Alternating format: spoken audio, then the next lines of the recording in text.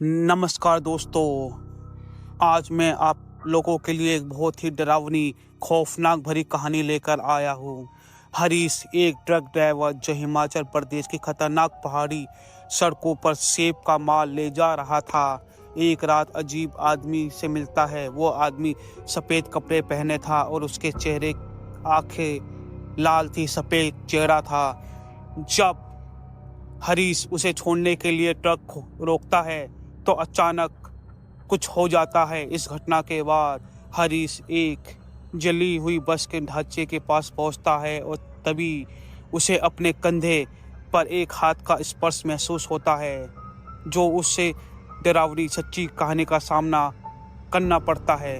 तो दोस्तों, आज की कहानी शुरू करने से पहले आपसे एक छोटी सी रिक्वेस्ट है। अगर आप लोग मेरे चैनल पर नए हो तो मेरे चैनल को सब्सक्राइब कर दीजिए और इस वीडियो को लाइक करना। तो चलिए दोस्तों, बिना समय बर्बाद किए कहानी शुरू करते हैं। मेरा नाम हरीश है और मैं पिछले 15 सालों से हिमाचल प्रदेश में ट्रक चलाने का काम करता हूँ। मेरे रास्ते अक्सर पहाड़ी और खतरनाक मोड़ से होकर गुजरता है, लेकिन एक रात कुछ ऐसा हुआ जिसने मेरी ज़िंदगी ही बदल दी। ये घटना आज से 7 साल पहले सन 2018 की सर्दियों की बात है। मैं कुल्लू से मनाली की ओर जा रहा था। ट्रक में सेब के क्रेट भरे हुए थे। रात के करीबन 11 बजे थे और ठंडी हवाएं चल रही थी। सड़कें सुनसान थी, सिर्फ मेरे ट्रक की रोशनी और इंजन की गड़गड़ाहट का शोर था। पहाड़ों पर चलते वक्त मेरा ध्यान हमेशा चौकस रहता है, लेकिन उस रात मेरी आंखें बार बार भारी हो रही थी। मैंने सोचा थोड़ा आगे जाकर ट्रक रोककर चाय पीता हूँ। कुछ ही किलोमीटर आगे मुझे सड़क किनारे एक आदमी दिखा। उसने सफ़ेद कपड़ा पहन रखा था और हाथ हिलाकर मुझे रोकने का इशारा किया। मैंने ट्रक धीरे किया और खिड़की नीचे करके पूछा, कहाँ जाना है भाई साहब आपको? उसने धीमी आवाज़ में कहा, बस थोड़ा सा आगे छोड़ दीजिए। मैंने उसे ट्रक में बैठाया और वो मेरे बगल वाली सीट पर चुपचाप बैठ गया। मैंने उससे नाम पूछा, लेकिन उसने कोई जवाब नहीं दिया। उसकी चुप्पी मुझे अजीब लग रही थी। मैंने सोचा शायद थका होगा, लेकिन जब मैंने उसके चेहरे की तरफ देखा तो मेरा दिल एक पल के लिए थम गया। उसकी आंखें लाल और चेहरा सफ़ेद, इतना ठंडा था जैसे किसी बर्फ़ की मूर्ति को मैंने देख लिया हो हूबहू। मैं घबराया, खुद को शांत रखने की कोशिश की और सड़क पर चलता रहा। कुछ देर के बाद उसने अचानक कहा, यहीं रोक दो। मैंने ट्रक रोक दिया, लेकिन जैसे ही मैंने दूसरी तरफ देखा, वहाँ कोई नहीं था। वो आदमी गायब हो चुका था। मेरी सांसें थम गई। मैंने सचमुच किसी आत्मा को देखा था क्या, या मेरी थकान का नतीजा था ये? ट्रक से बाहर निकलकर चारों तरफ देखने लगा, लेकिन चारों ओर सिर्फ घना अंधेरा पहाड़ थे। तभी मुझे सड़क के किनारे एक जली हुई बस का ढांचा दिखा। मेरे दिमाग में ख्याल आया, क्या यही बस का ढांचा यहीं पहले कभी यहाँ तो था ही नहीं। मैंने मोबाइल की टॉर्च जलाकर करीब जाकर देखा। बस के अंदर राख में कुछ सामान और टूटे हुए कांच पड़े थे। मेरा दिल जोर जोर से धड़कने लगा था और मेरी टॉर्च की रोशनी अचानक बुझ गई। मैंने दौड़कर ट्रक के अंदर घुसने की कोशिश की, लेकिन जैसे ही ट्रक की तरफ मुड़ा, किसी ने मेरे कंधे पर हाथ रखा। मैंने पलटकर देखा और हिम्मत भी बहुत थी मेरे अंदर, लेकिन ठंडे पसीने में लथपथ हो गया था। कंधे पर हाथ रखा, हाथ भारी था और सख्त महसूस हो रहा था। जैसे ही मैंने धीरे धीरे गर्दन घुमाई, वहाँ फिर वही आदमी खड़ा था, लेकिन इस बार उसकी आंखें और गहरी लाल थी। उसकी सांस तेज चल रही थी और एक अजीब सी गंध मेरे नाक में भरने लगी। मेरे नाक में गंध आने लगी। रात का वक्त 12 बजे था और चारों ओर सिर्फ पहाड़ का घना अंधेरा। मैंने कांपती आवाज़ में पूछा, तुम कौन हो? उसने एक पल नज़र मुझसे नहीं हटाई और सिर्फ इतना कहा, मुझे घर पहुंचा दो, अब कोई दूसरा रास्ता नहीं था। उसकी आवाज़ इतनी गूंजती हुई और ठंडी थी, मेरी सिरहन रीढ़ की सिरहन दौड़ गई। मसलन सड़क भी वैसे भी खतरनाक होती है, ऊपर से इतनी ठंड और कोहरा, सब कुछ और डरावना मना रहा था। मैंने खुद को संभाला और ट्रक का गियर बदल कर आगे बढ़ाया। ट्रक के अंदर का माहौल भारी था। उस आदमी की मौजूदगी ने हवा तक को निकाल रखा था बाहर। उसने फिर कहा, तुम रास्ते पर अकेले नहीं हो, हर मोड़ पर कोई तुम्हें देख रहा है। ये सुनते ही मेरा पेट में मरोड़ खाने लगा। मैंने खिड़की से बाहर झांकने की कोशिश की, लेकिन कोहरे के अलावा कुछ नहीं दिख रहा था। तभी अचानक ट्रक के सामने एक काली परछाई तेजी से गुजरी। मैंने ब्रेक मारा और ट्रक जोर से झटका खाकर रुक गया, लेकिन उस आदमी ने कोई प्रतिक्रिया नहीं दी। अब भी मेरी तरफ देखे ही जा रहा था। मैंने गुस्से से कहा, क्या तमाशा है ये? कौन हो तुम और क्या चाहते हो? उसने अपनी ठंडी आवाज में कहा, मैं वही हूँ जहाँ तुम्हें नहीं होना चाहिए था। जो तुमने देखा है तुम्हें नहीं देखना चाहिए था। ये सुनकर मेरे सिर चकराने लगा। मैं ट्रक से बाहर निकलकर सड़क के किनारे जाकर बैठा। वो आदमी अब ट्रक के अंदर नहीं था। मैंने चारों ओर देखा और मुझे महसूस हुआ कि ये मलाल उसी घुमावदार सड़क के पास था जहाँ लोग कहानी सुनाते थे। मैं उसी जगह था जहाँ लोगों ने भूतिया कहानी सुनाई थी। रात के वक्त अजीब चीजें होती है। रात के करीब 1 बज चुके थे और ठंड और भी बढ़ती गई। ट्रक के इंजन की आवाज़ अब रुक चुकी थी। मैंने हिम्मत जुटाकर वापस की तरफ कदम बढ़ाए, लेकिन जैसे ही ट्रक के पास पहुंचा मुझे लगा कि किसी ने मेरे पीछे से आवाज़ दी, हरीश रुक जाओ। ये जो आवाज़ थी मेरी माँ की थी। मेरी माँ जो 5 साल पहले गुजर चुकी थी। मैंने झटके से पीछे देखा तो वहाँ कोई नहीं था। अब मुझे समझ में नहीं आ रहा था कि सच में होश में हूँ या फिर कोई बुरा सपना देखा है। ट्रक के दरवाजे को खोलने की कोशिश करता, लेकिन वो अंदर से बंद था। चारों ओर अजीब सा सन्नाटा और ठंडक थी। मैंने चारों ओर देखा। कोहरे में अचानक मुझे कुछ आकृति दिखाई देने लगी। वो आकृति इंसानों जैसी थी, लेकिन उनके चेहरे नजर नहीं आ रहे थे। वो मेरी तरफ बढ़ रहे थे। मैं सड़क पर खड़ा था, उन्हें देख रहा था। मेरी सांसें थम गई थी। मैं उसी सड़क के बीचों बीच खड़ा था। मेरा शरीर अकड़ रहा हुआ था, दिमाग सुन। मेरी नज़र उन आकृति पर टिक गई थी जो धीरे धीरे मेरी ओर बढ़ रही थी। जैसे जैसे वो पास आती गई, उनके कदमों की आवाज़ साफ सुनाई देने लगी। उनके चेहरे स्पष्ट थे, जैसे किसी धुंध के पर्दे में छुपे हो। उनकी चालों में एक अजीब की लहर थी, मानो वो किसी अनदेखे नियम का पालन करती हो। सड़क के दूसरी तरफ ढलान से भरी एक जंगली पेड़ था, जिसकी सूखी शाखाएं हवा में किसी मरे हुए जानवर की हड्डी की तरह कांप रही थी। मैं एक पल के लिए समझ नहीं पाया कि क्या करूं। मेरे पैर जैसे जमीन में चिपक गए थे। तभी मुझे अपने ट्रक के अंदर किसी के जोर से दरवाज़ा पीटने की आवाज़ सुनाई दी। घड़ी में मैंने टाइम देखा तो 1:55 हो चुका था। मलान ये था कि सड़क पर ना किसी इंसान का नामो निशान था, ना ही कोई गाड़ी था। मेरे पास ट्रक की ओर जाने के अलावा कोई रास्ता नहीं बचा था। मैंने हिम्मत जुटाई और ट्रक की तरफ बढ़ा। दरवाजे पर पहुंचते ही मुझे अंदर की रोशनी एक हल्की सी झलक दिखी। ट्रक का अंदर एक लैंप रखा हुआ था। लैंप जल रहा था, लेकिन मैंने तो लाइट बंद कर दी थी। जैसे ही मैंने दरवाज़ा खोलकर अंदर का नज़ारा देखा, मेरी धड़कन तेज हो गई। ड्राइवर सीट पर वही आदमी बैठा था जिसे मैंने पहले देखा था, लेकिन इस बार उसका चेहरा और भयानक था, जैसे उसकी स्किन किसी ने खरोच डाली हो। उसकी आंखें अब और गहरी लाल थी और वह मुझे देखकर हल्का सा मुस्कुरा रहा था। ठीक हो हरीश, तुमने अभी तक नहीं समझा, उसने कहा। उसकी आवाज़ एक अजीब तरीके से गूंज रही थी, जैसे वो किसी दूर से आ रही हो। मैंने कांपती आवाज़ में पूछा, तुम क्या चाहते हो? उसने मेरी तरफ देखा और कहा, जो तुम्हें पीछे बुला रहे थे उन्हें पहचानने की कोशिश क्यों नहीं की? उनके शब्दों ने मुझे झंझोड़ दिया। मैं सड़क के उस किनारे की ओर देखा जहां से पहले मुझे आकृति दिखाई दी थी। अब वो भी वहीं थी, लेकिन अब उसके चेहरे साफ नजर आ रहे थे। उसमें से एक चेहरा तो मेरे पिता का था। जो कई साल पहले एक ट्रक हादसे में मारे गए थे। मैंने उनकी आंखों में दर्द और गुस्सा दोनों देखा। तुमने हमें भुला दिया हरीश, एक आवाज़ सुनाई दी। ये मेरी छोटी बहन की थी जो बचपन में बीमार पड़कर गुजर गई थी। मैं पीछे हट गया, मेरे हाथ पैर कांप रहे थे। तुम्हें मेरे पास आना होगा, उन्होंने कहा। मैं समझ नहीं पाया कि ये सब असल है या मेरे दिमाग का खेल।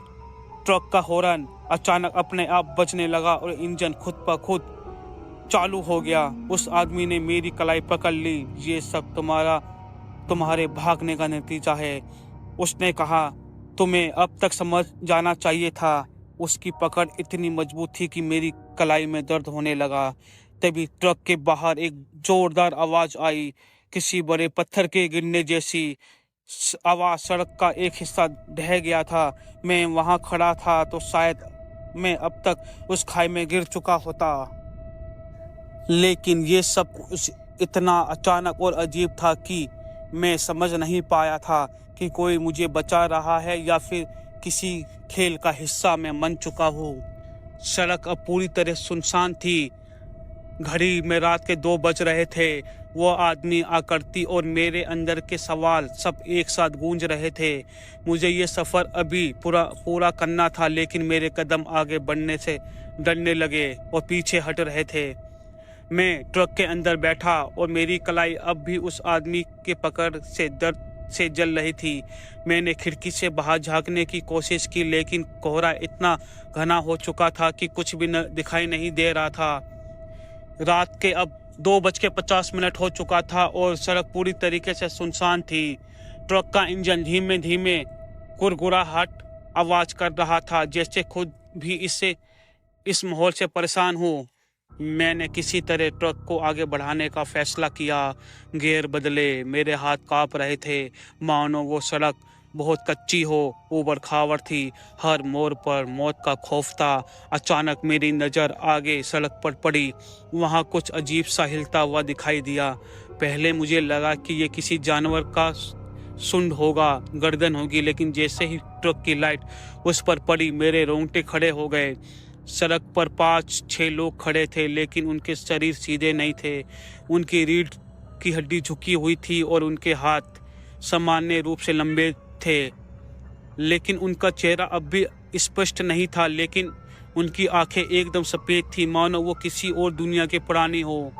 मैंने ट्रक को थोड़ा धीमा किया, लेकिन रुकने की हिम्मत नहीं जुटा सका।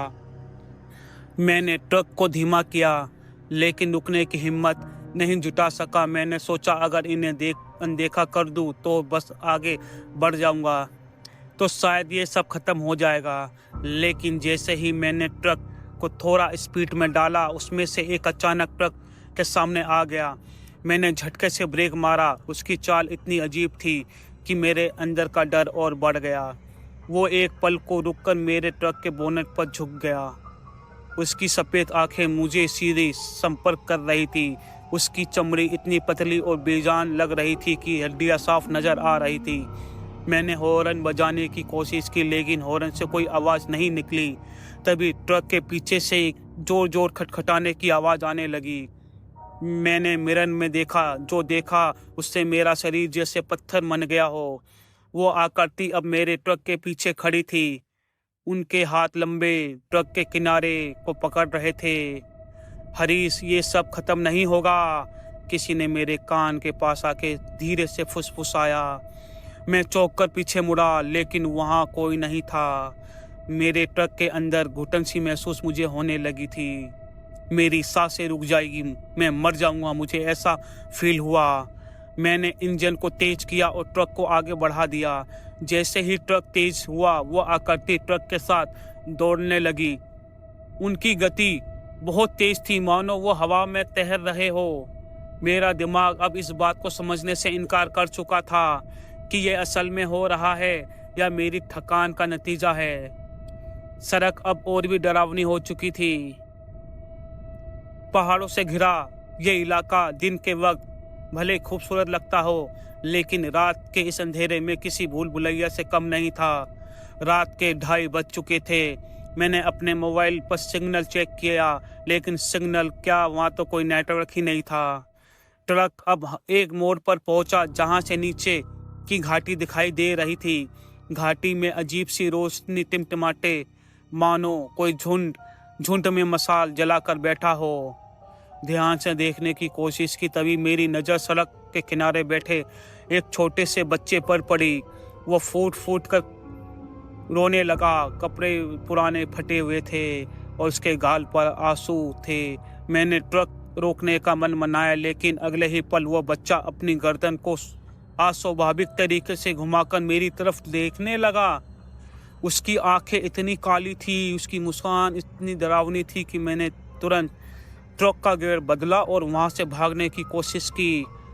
ट्रक की रोशनी उस बच्चे पर पड़ी और मैं देख सकता था कि उसकी परछाई सड़क के किनारे खड़े एक बड़े पेड़ तक जा रही थी, लेकिन वहां कोई इंसान नहीं था। मैंने इतनी तेजी से ट्रक भगाया, मुझे लग रहा था कि मेरा दिल अब फट जाएगा। रात के 2:45 था। मैं मसलन के करीब था, लेकिन ये सफ़र ख़त्म होने का नाम ही नहीं ले रहा था।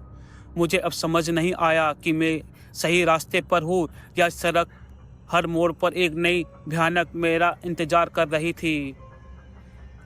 मैंने ट्रक की रफ्तार तेज कर दी, लेकिन मेरी आंखें अब सड़क पर टिक नहीं पा रही थी। हर मोड़ पर, हर जगह मुझे एक अजीब सी आकृति दिखाई देती। दिल में रह रह कर डर उभरता और मेरी उंगलियां स्टीयरिंग पर जैसे जम चुकी थी। रात के करीब 3 बज चुके थे।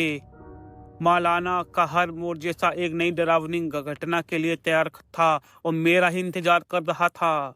सड़क के घुमावदार हिस्से पर ट्रक को झटका खाया और अचानक इंजन बंद हो गया।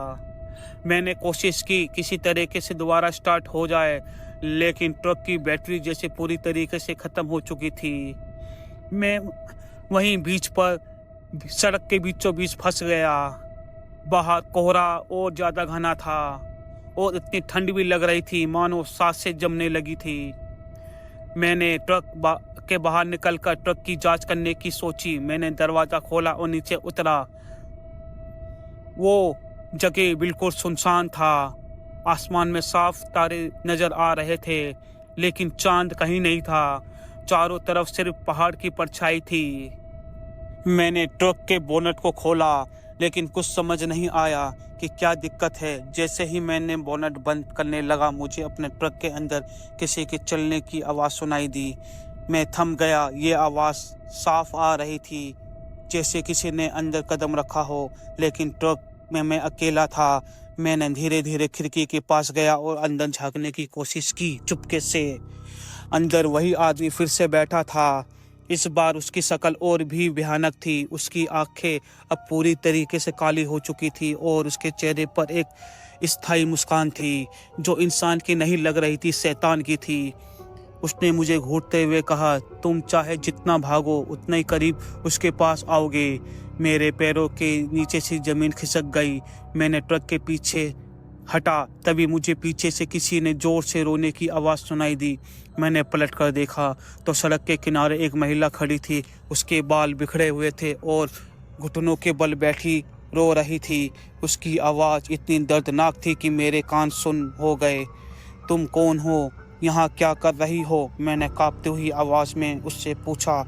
उसने अपना सिर उठाया। उसके चेहरे पर एक गहरा घाव था जिससे खून टपक रहा था। वो मेरी ओर इशारा करते हुए बोली, तुमने भी हमें अनदेखा कर दिया। उसकी बात सुनकर मेरे हाथ पैर काबू में नहीं थे, बेकाबू हो गए। मैं कुछ भी समझ पाता इससे पहले उसने जोर से चिल्लाना शुरू कर दिया। उसकी चीख इतनी तेज थी कि मेरी आंखों के सामने अंधेरा छाने लगा। मैंने किसी तरह अपने आप को संभाला और ट्रक की तरफ दौड़ लगाई।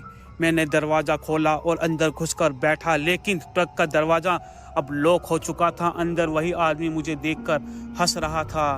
उसकी हंसी मेरे दिमाग के अंदर गूंजने लगी। मैंने ट्रक के शीशे पर जोर से मुक्का मारा और तभी पीछे से किसी ने मेरा हाथ पकड़ लिया।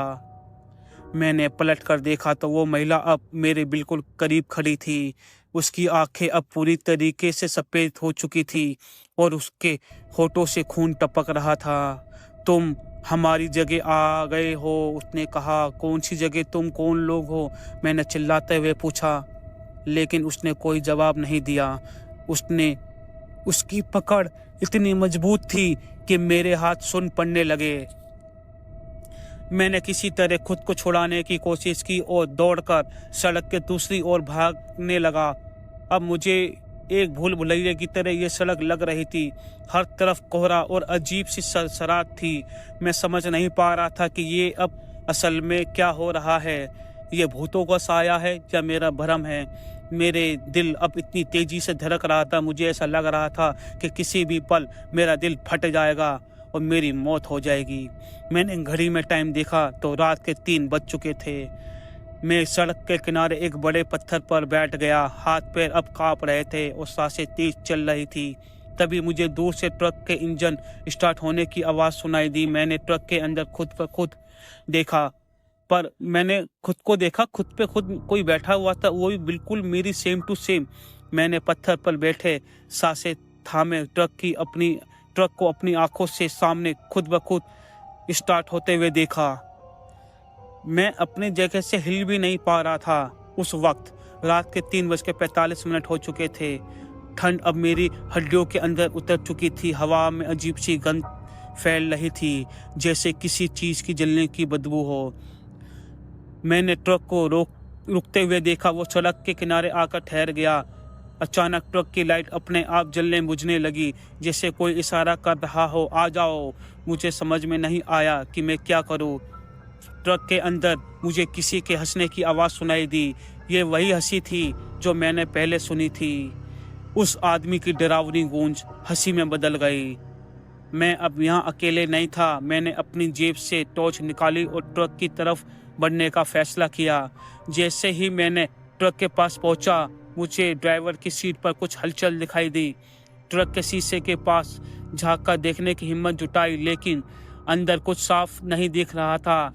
शीशे जैसे कोहरे से ढके हुए थे।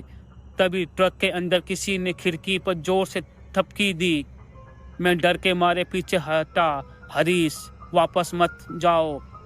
ये मेरी माँ की आवाज़ थी। मैंने कई साल पहले उन्हें खो दिया था, लेकिन आंखों में आंसू आ गए। मैंने कांपती आवाज़ में कहा, माँ आप यहाँ कैसे आई हो? लेकिन कोई जवाब नहीं मिला। ट्रक के अंदर फिर से खामोशी छा गई। मैंने झटके से दरवाज़ा खोला और अंदर घुसने की कोशिश की। अंदर घुसते ही मुझे ऐसा महसूस हुआ जैसे मैं किसी और दुनिया में आ गया हूँ। ट्रक का अंदरूनी हिस्सा अब वैसा नहीं था जैसे मैंने छोड़ा था। सीटों पर खून के धब्बे थे और हर कोनों पर अजीब सी खून के निशान थे।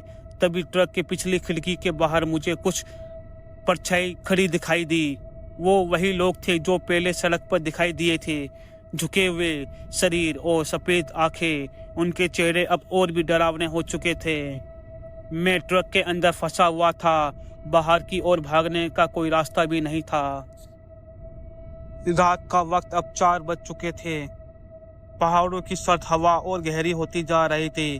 ट्रक के अंदर की रोशनी अचानक झपकी लगी। हर झपकी के साथ मुझे शीशे में किसी का चेहरा दिखाई देता। कभी मेरी माँ, कभी मेरी बहन, कभी मेरे पिताजी। उनके चेहरे पर गुस्सा और निराशा थी।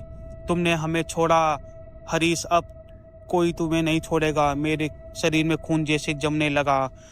मैंने किसी तरह ट्रक का गियर लगाया और इंजन स्टार्ट करने की कोशिश की। ट्रक ने एक झटका खाया और अगले ही पल खड़ करके स्टार्ट हो गया। मैंने तेजी से ट्रक को आगे बढ़ाया। ट्रक की लाइट अब भी जल बुझ रही थी। सड़क के हर मोड़ पर मुझे कोई ना कोई परछाई दिखाई देती। कभी कोई बच्चा, कभी कोई बूढ़ा, कभी कोई महिला। उनके चेहरे बहुत भयानक थे। उनकी आंखें जैसी मेरी आत्मा को देख रही हो। 4:15 हो चुका था।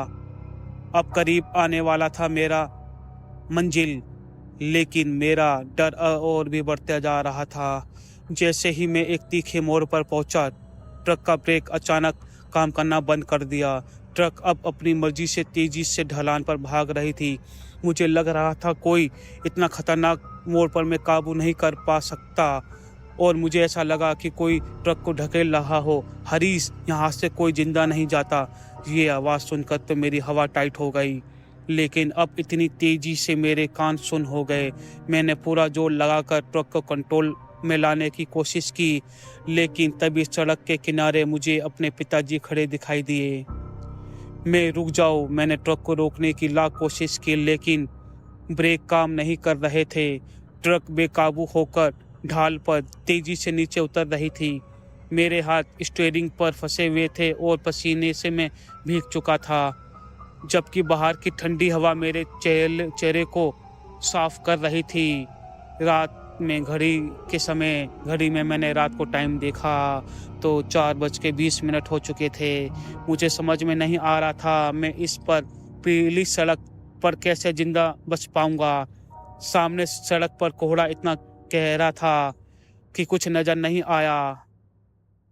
इतना कोहरा होने के बाद भी 5 मीटर आगे तक मुझे कुछ नजर नहीं आ रहा था। तभी ट्रक अचानक ठीक मेरे सामने, ट्रक के सामने एक औरत खड़ी हो गई। उसकी रंगीन साड़ी उसने पहन रखी थी और उसके बाल चेहरे पर बिखरे हुए थे। मैंने झटके से स्टीयरिंग घुमाया कहीं उसको चोट ना लग जाए और ट्रक सड़क के किनारे की ओर झुक गया। ट्रक एक पत्थर से टकराकर रुक गया।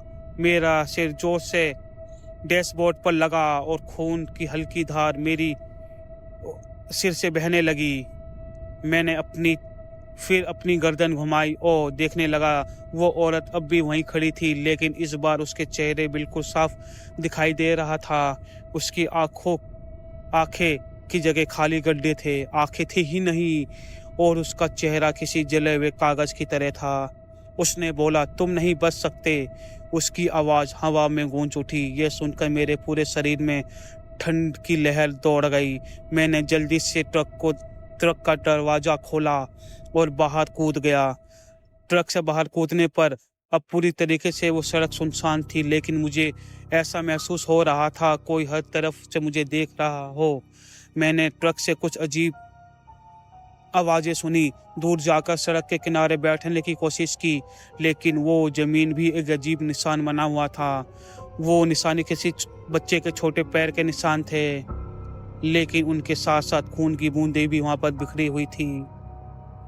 मैं धीरे धीरे उस निशान को ट्रैक किया। निशान सड़क से हटकर पहाड़ के किनारे की तरफ जा रही थी। मैं नहीं जानता था कि ये सही है या गलत, लेकिन मेरी जिज्ञासा मुझे वहाँ खींच जा रही थी। जैसे ही मैं उस दिशा में बढ़ा, मेरे कानों में रोने की आवाज़ सुनाई दी।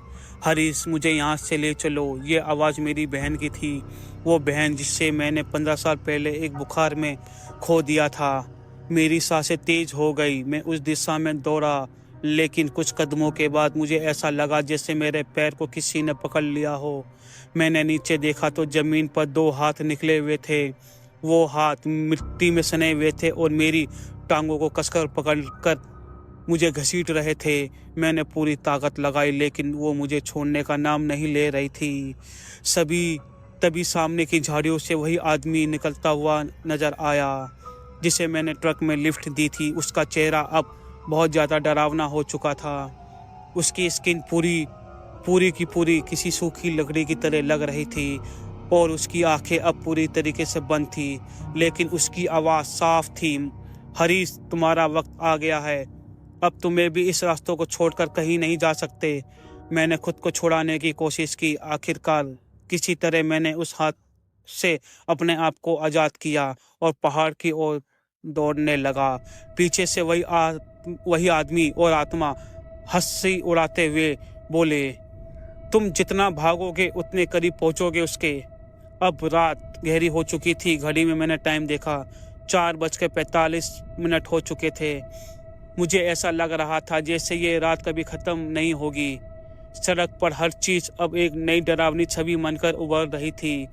हवा में अब किसी के गुनगुनाने की आवाज़ सुनाई दे रही थी। वह आवाज़ धीरे धीरे तेज होती गई और मैं इस बात को समझ चुका था कि मैं ऐसी जगह पहुंच गया हूं जहां से बच पाना मुश्किल है। सड़क पर एक पुल था। वो पुल लकड़ी का बना हुआ था और नीचे एक खतरनाक गहरी खाई थी। मैं उसी पुल की तरफ भागने लगा, लेकिन जैसे ही मैं पुल के करीब पहुंचा, मेरे सामने वही औरत खड़ी थी। इस बार उसकी साड़ी अब लाल नहीं बल्कि सफ़ेद थी। अब तुम्हारे पास कोई रास्ता नहीं बचा है, हरीश लौट आओ, उसने कहा, लेकिन उसकी आवाज़ इतनी भारी और डरावनी थी कि मैं वहीं सहम गया। पीछे से एक गाड़ी की तेज हेडलाइट मुझ पर पड़ी और उसकी आवाज़ से मुझे ऐसा लगा जैसे कोई ट्रक मेरी ओर तेजी से आ रहा हो। मैंने मुड़कर देखा, मेरा ही ट्रक था कोई चला रहा था। वो अपने आप स्टार्ट होकर उसी पुल की तरफ बढ़ने लगा। मैंने चिल्लाना चाहा लेकिन मेरे गले से आवाज़ नहीं निकली। मेरी आंखें ट्रक की हेडलाइट से चौंधिया गई। मेरे ट्रक बिना किसी ड्राइवर की तेजी से मेरी तरफ बढ़ रहा था। एक पल के लिए मैंने सोचा कि यह सब खत्म हो जाएगा, लेकिन फिर मुझे अपने पिताजी की आवाज़ सुनाई दी, हरीश हटो यहाँ से। रास्ते में ये आवाज़ इतनी साफ और प्रबल थी कि मैं घबरा गया। मैंने अपने पिता को पिछले 10 साल से कभी नहीं सुना था। वह हादसे में गुजर चुके थे, लेकिन उनकी आवाज़ भी बहुत झोंखार मतलब कि बहुत तेज़ थी। मैं आखिरी सेकंड में पुल के किनारे कूद गया। ट्रक सीधा पुल के ऊपर से गुजरा, खाई में जा गिरा और एक जोरदार धमाका हुआ और पूरा पुल हिलने लगा। धुआं, जलने की धुआं गंध हवा में फैल गई। ट्रक पूरा जल गया था और मैं घुटनों के बल बैठ गया और मेरी आंखों से आंसू बहने लगे। पिताजी आप कहाँ हैं? मैंने टूटे हुए स्वर में कहा। अचानक हवा शांत हुई, चारों ओर सन्नाटा छा गया, लेकिन मुझे ऐसा महसूस हो रहा था कि जैसे कोई मेरे पास खड़ा हो। मैंने डरते हुए नज़र उठाई। मेरे सामने मेरे पिता खड़े थे। उनका चेहरा शांत और गंभीर था, जैसे हमेशा रहता है। तुम यहीं नहीं रुक सकते हरीश, तुम्हें बहुत लंबा सफ़र तय करना है, जाओ।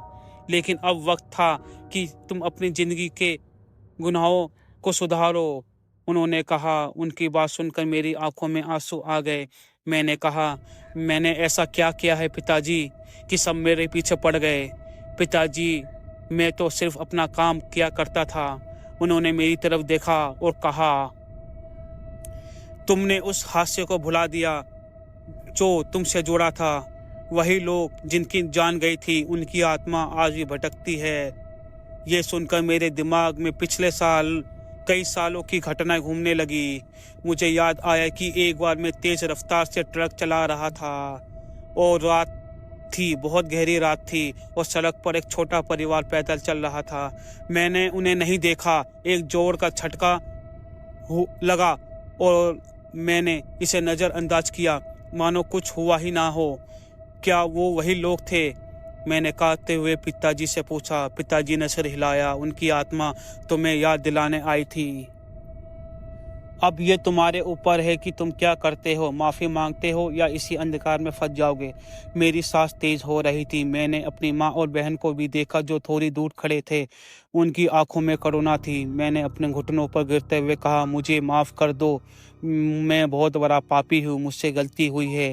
मैंने उनकी जान ली है, मैं दोषी हूँ। आसमान में हल्की रोशनी फैली।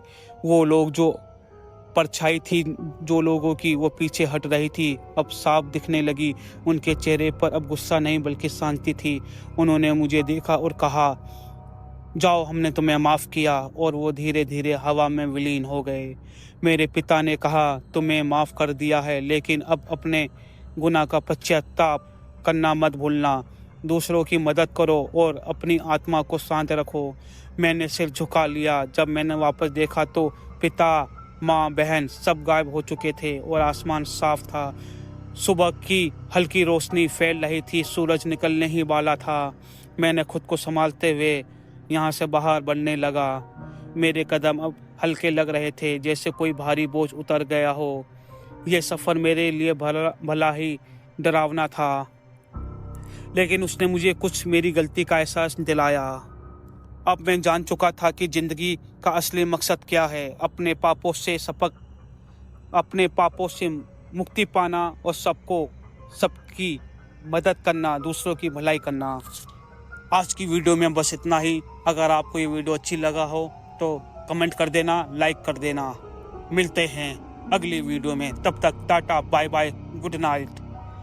डर ज़रूरी है और डर के लिए सुनते रहिए टूरिस्ट भूत।